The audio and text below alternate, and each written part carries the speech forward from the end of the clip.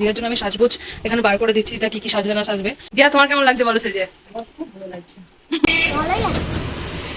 একটু ব্যাকা হয়ে গেছে। Bye bye.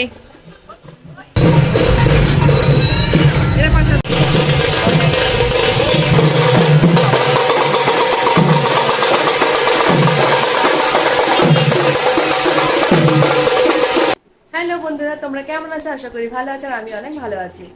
তো আমার চ্যানেলে তোমাদের অনেক অনেক স্বাগত। আর আজকে যেহেতু 27শে জুন রথ, তাই তোমাদের সকলকে জানাই রথযাত্রা অনেক অনেক শুভেচ্ছা ও অভিনন্দন। তোমরা সকলে রথটা ভালো কাটাও, ভালোভাবে এনজয় করো, এটাই কামনা করি। আজকে যেহেতু রথযাত্রা, বহরমপুরে ভীষণ ধুমধাম করে রথযাত্রা বেরোবে।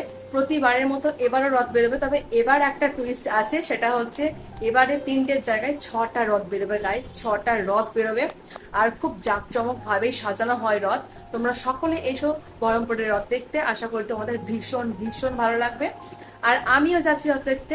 আমার দিদা যাবে এখন রথে, আর আমার দিদাদের যেহেতু ভক্ত, তাই দিদাদের কাছে রথটাই কিন্তু দুর্গাপুজোর মতো। তাই দিদার জন্য আমি সাজগোজ এখানে বার করে দিচ্ছি, দিদা কি কি সাজবে না সাজবে। তো এখানে সবকিছু বার করা আছে, তার মধ্যে আমি এই 4টে চুড়ি দিদার জন্য বার করে রেখেছি। চুড়িগুলো কেমন লাগছে একটু জানিও। এই চুড়িগুলো দিদা পরবে, ভীষণই ভালো লাগছে। চুড়িগুলো না উপর দিয়ে নীল কালারের সুতো জড়ানো ছিল, মানে ছিল নীল চুড়ি, হয়ে গেছে গোল্ডেন। তো যাই হোক, খুব সুন্দর লাগছে চুড়িগুলো পরলে, দারুণ ভালো লাগবে। আর দিদা পরবে এই যে এইরকম ধরনের শাড়ি পরবে একটা, আমি জানি না শাড়িটার নাম, তোমরা জেনে থাকলে অবশ্যই একটু কমেন্টে জানিও। আর শাড়িটার পাড়ে এরকম ডিজাইন আছে, অল বডিতেই কিন্তু এরকম ডিজাইন আছে, তবে ফাঁকা ফাঁকা করে, ঠিক আছে। তো এই শাড়িটা পরবে, আমার এই শাড়িটা ভীষণ পছন্দ হয়েছে। তার সঙ্গে পরবে 4টে চুড়ি, এই যে তোমার দেখালে আমি। আর তার সাথে আমি এখানে দেখো ম্যাচিং করে কানেরগুলো কিন্তু বার করে রেখেছি। আমি জানি না পরবে কিনা, আমি জাস্ট বার করে রেখেছি। ভালো না লাগলে আমাকে তখন গোল্ডেন দিদাকে দিতে হবে। তো যাই হোক, এই যে এই কানের আর এই চুড়ি দিদাকে আমি আজ পরাবো ঠিক করেছি। তো যাই হোক, ভীষণ ভালো লাগছে আমার, তো এই কম্বোটা বেশ ভালো লেগেছে। দিদা পরলে দিদাকেও ভীষণ ভালো লাগবে। তো দেখা যাক দিদা পরে কিনা। আর দিদার জন্য যদি না পরে, তার সেক্ষেত্রেও আমি মানে একটা জুয়েলারি ঠিক করে রেখেছি। তো দাঁড়াও তোমাদের দেখাচ্ছি। সেটা হচ্ছে এই যে এই গোল্ডেন জুয়েলারিটা। এটা আশা করছি দিদা পরবে না, দিদা যদি সিম্পলের মধ্যে পরে তাহলে দিদাকে এটা পরলে বেশি ভালো লাগবে আমার মতো বলে। তোমরা বলো দিদাকে এইটা ভালো লাগবে পরলে, নাকি এই লকেটটা পরলে বেশি ভালো লাগবে, কমেন্টে জানাও। আর এর সাথে কানের আছে, তবে কোথায় তখন খোঁজা মুশকিল। যেহেতু আমি খুব একটা সাজি না, এই কারণে আমি জিনিসপত্র ঠিকভাবে রাখিও না, আমি জানিও না। মানে সাজগোজের দায়িত্ব এখন বুনোর উপরে পড়ে গেছে। তো যাই হোক, দেখতেই পাচ্ছ তোমরা কতটা সুন্দর জিনিস আমি বার করে দিচ্ছি দিদাকে। তো চলো একবারে দিদাকে রেডি করে তারপরে তোমাদের সাথে কথা হচ্ছে, কারণ দিদা এখন রেডি হবে। দিদাদের রথ বেরোবে 4টের দিকে। তো চলো এখন ঝটাপট করে দিদাকে শাড়িটা পরিয়ে রেডি হয়ে তারপর তোমার সাথে কথা হচ্ছে। দিদার শাড়ি গয়না সব সিলেক্ট করা হয়ে গেছে। দিদাকে আমি বললাম যে শাড়িটা পরাবো, কিন্তু দিদা এখন শাড়ি পরতে চাইছে না, কারণ দিদা এখন একটু ফ্রেশ হবে আগে, তারপরে শাড়ি পরবে। আর ততক্ষণে আমি একটু খাবারটা খেয়ে নিই, কারণ অলরেডি 3টে বেজে গেছে, এখন আমার খাওয়া দাওয়া কিছুই হয়নি, বুনও খায়নি। তো এখন আজ করেছি আমি আলু সিদ্ধ আর ভাত, তো এখন খাবো। এখন আমি সেদ্ধ ভাতগুলো ঢেলে নিই। এই যে সেদ্ধ ভাতটা না একটু গলে গেছে, কিচ্ছু করার নেই। এই যে কি অবস্থা দেখো। তখন আলুগুলোকে মাখবো আমি। এখানে আমি কচু দিয়েছি ভাতে, জানো। আর এখানে আগে থেকে আমি সরষে তেলটা ঢেলে নিয়েছি, কারণ সরষে তেলটা না ঢেলে নিয়ে না পরে আর হাতটা ধুয়ে আবার ঢালতে যাওয়া অনেক ঝামেলার একটা ব্যাপার। তো আলুগুলো ঢেলে নিই। ভাতটা বেশি ফেনা ফেনা করিনি, আমার ভাত বেশি ফেনা ফেনা করে খেতে ভালো লাগে না। ভাতটা দেখো। আর এই দিকে আছে আবার কচু, এই যে আলু, আলু দিয়েছি, কচু দিয়েছি, আর ইয়ে দিয়েছি তোমার কি বলে যেন, পটল। আর কিছু দিইনি, বলতে 3টে দিয়েছি। বেশি সেদ্ধ না খেতেও চায় না বুনু, সবকিছুই খাবে কিন্তু একটু একটু করে। এই মাখা করতে না ভীষণ বিরক্ত লাগে। এর থেকে আমার মনে হয় একটা তরকারি খুব তাড়াতাড়ি হয়ে যাবে, মাখতে মাখতে জিনিস মাখতে গিয়ে বেশি টাইম লাগে। যাই হোক, এদিকে এখন আমি লঙ্কা দিয়ে ভালো করে এটাকে মাখবো। এখানে দে, ব্যাস। আর এখানে একটু দিয়ে দে এটার জন্য, ব্যাস তাহলে হয়ে যাবে। ঠিক আছে থাক। এদিকে এখন বুনুকে আমি খেতে দিয়ে দিয়েছি, বুনো এখন খাবার খাচ্ছে। আর এই যে করেছি আলু সিদ্ধ, কচু সিদ্ধ আর ভাত, ও শুধু এটাই খাবে। আর এদিকে আমি এখন নিয়েছি পটল সেদ্ধ আর কচু আলু সেদ্ধ, তো আমি পটল সেদ্ধটাই বেশি খাবো। আর এদিকে আছে কাঁচা কলার ঝোল, যেটা মা আমি দিয়ে গেছে, তো এটা এখন খাবো, এটা আমার খেতে খুব ভালো লাগে।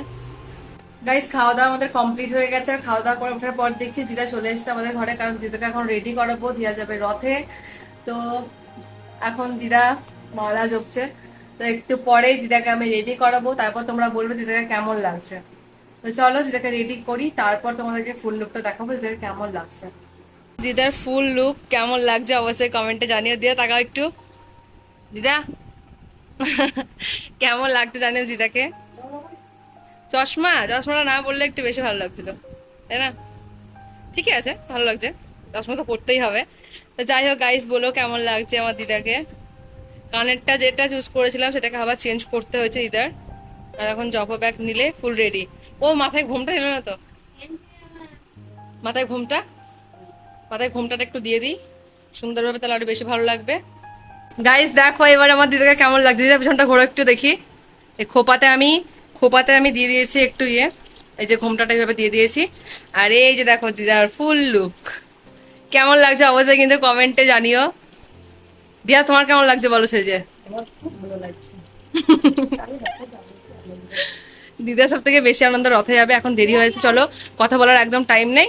তো চলো আমি দিদাকে যখন বেরোবে তারপর তোর সাথে কথা হচ্ছে। হ্যাঁ ব্যাগটা নেবে তো, এখন নেবে, নিয়ে নাও। এখন শুধু একটু ছবি তুলবে দিদা, রাস্তায় গিয়ে দিদাকে একটু ছবি তুলে দেবো, তারপরে বেরোবে। এখন আমার দিদার ফটোশুট কমপ্লিট, এখন দিদা যাবে রথে, রাহিও যাবে। কেমন লাগছে পিতু বল? দিদা এখন বেরিয়ে যাচ্ছে, দিদা যাবে দিদার এক বান্ধবীর সাথে, যদিও দিদার থেকে অনেক ছোট, যাই হোক দিদার মেয়ের বয়সী, তো ওটাই দিদার এখন বান্ধবী। হ্যাঁ হ্যাঁ ঠিক আছে, আচ্ছা ঠিক আছে যাও। না না, দিদা তো চলে গেল, আমি যাবো কিনা সত্যি এখনো জানি না। আর অঙ্কিতা এখন রেডি হবে, সাথে রাহি আছে, রাহিও কোথায় যাবে। আর এই দিকে আছে পিতু, পিতু তুই যাবি না? হ্যাঁ যাবো তো। পিতু যাবে, যাই হোক সবাই রথে যাবে। তো চলো এখন আমি ঘরটা গুছিয়ে নিই, আজকে তো টিউশন ছিল আমার, কিন্তু কেউ পড়তে আসেনি, তো সেই কারণে আমি দিদাকে বেশি করে রেডি করতে পারলাম। তো চলো এখন ঘরে যাই। ঘরে যাওয়ার সাথে সাথে শুনলাম রথ আসছে, তাই বাইরে এসে দাঁড়ালাম। রাহিও টাকা নিয়ে দাঁড়িয়ে আছে। পাড়ার মধ্যে ছোট রথ ঘোরে, তবে লোক থাকে খুব কম। বহরমপুরের সব মানুষজন বড় রথের সাথে বেরোয়, আর এবারের আকর্ষণ ছিল একটু অন্যরকম, তাই রথে আগের বারের থেকে বেশি ভিড় হয়েছে শুনলাম। আমাদের বাড়ির সামনে দিয়ে এই একটা বড় রথ যাচ্ছে। পাড়ার কয়েকজন মানুষ রথের দড়ি ধরে টানার চেষ্টা করছে, কিন্তু রথটা দাঁড়াচ্ছেই না, তাড়াহুড়ো করেই চলে গেল। কেউ রথে ধরে টানতে পেলো, আবার কেউ পেলো না। রেডি হয়ে চলে গেছে গাইস, এখন আমার মা রেডি হচ্ছে, তখন মারা এখন যাবে। এখন বাজে 6টা 17, মানে 6:30 বাজতে চললো, একটু ব্যাকা হয়ে গেছে। অঙ্কিতা দিয়ে দে। তো যাই হোক এখন তিলক নিচ্ছে, আমার মা এখন ফুল রেডি। তাহলে মা যাও এবার, আসো সাবধানে যেও। আজকে অঙ্কিতাও রেডি, মাথায় ফুল খুলে গেছে অঙ্কিতার এখন।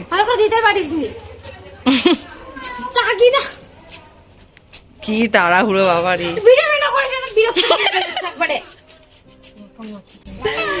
এদিকে রাহি রেডি, মামিও রেডি।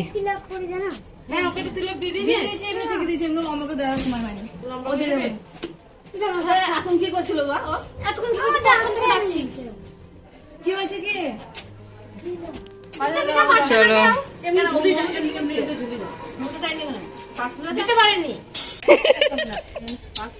কি করতে যাবে না রাহি?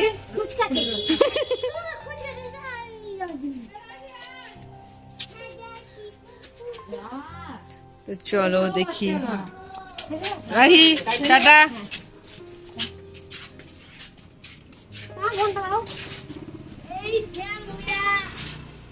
টাটা বস, টাটা। ঠিক হয়েছে, চলে গেল দা। এখন সবাই রেডি, এখন সবাই বেরোচ্ছে রথ দেখতে যাওয়ার জন্য।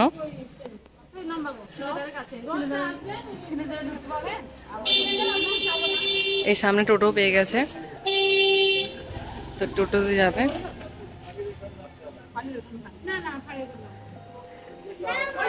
আর একটা রথ আসছে বল, এ আর একটা রথ আসছে, আরো একটা রথ আসছে। এখন চলো তোমাদের সঙ্গে সেটাও শেয়ার করব, রথটা তোমাদেরকে দেখাবো। তো বাড়ির সামনে যেহেতু টোটো পেয়ে গেছে, তাই টোটো পেয়ে চেপে ওটা চলে যাচ্ছে এখন রথতলায়। রাই যা, টাটা।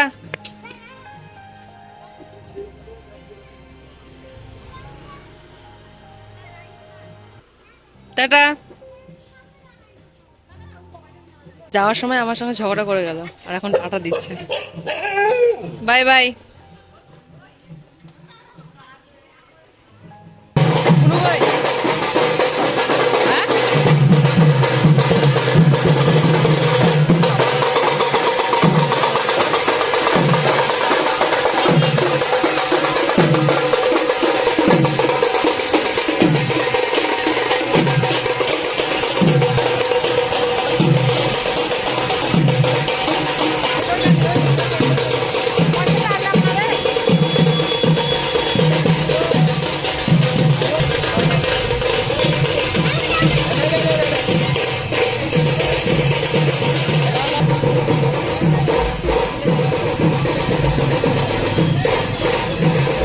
মা যাওয়ার সাথে সাথে আরো একটা রথ এলো, আর পুচকি প্রথমবার রথের দড়ি টানলো। তবে আমার আর বড় রথের দড়ি টানা হলো না। আজকে আমার রথতলায় সত্যি ভীষণ যাওয়ার ইচ্ছে ছিল, কিন্তু আমি তোমাদের আগেই জানিয়েছি যে আমি যেতেও পারি না যেতেও পারি, মানে যাওয়ার সম্ভাবনাটা আমার খুবই কম ছিল। তো যাই হোক, ফাইনালি আমি যেতে পারলাম না।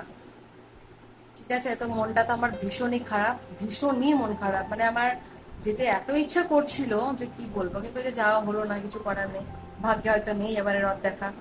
তবে অবশ্যই আমি যাবো রথতলায়, একদিন না একদিন ঠিকই যাব।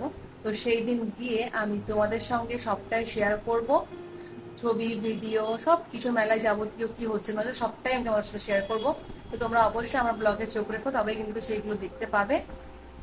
আর আমি যেতে পারিনি তো কি হচ্ছে, বোনকে বলি সবটা ভিডিও করে রাখতে। অবশ্যই যদি ভিডিও পাই তাহলে কিন্তু আমি তোমাদের সঙ্গে ভিডিওটা শেয়ার করব, তোমরা ভিডিওটা দেখতে পাবে। আর যদি আমার মনে হয় যে ভিডিওটা দেওয়ার মতো নয়, তাহলে হয়তো পাবে না, মানে তাহলে তোমাদেরকে আমার উপরে নির্ভর করতে হবে। আমি যেদিন যাবো সেদিন হয়তো ভিডিও পোস্ট করতে পারবো। তো যাই হোক, আজকের ব্লগটা এখানেই এন্ড করছি। তোমরা ভালো থেকো, সুস্থ থেকো, দেখা হবে নেক্সট ব্লগে। বাই।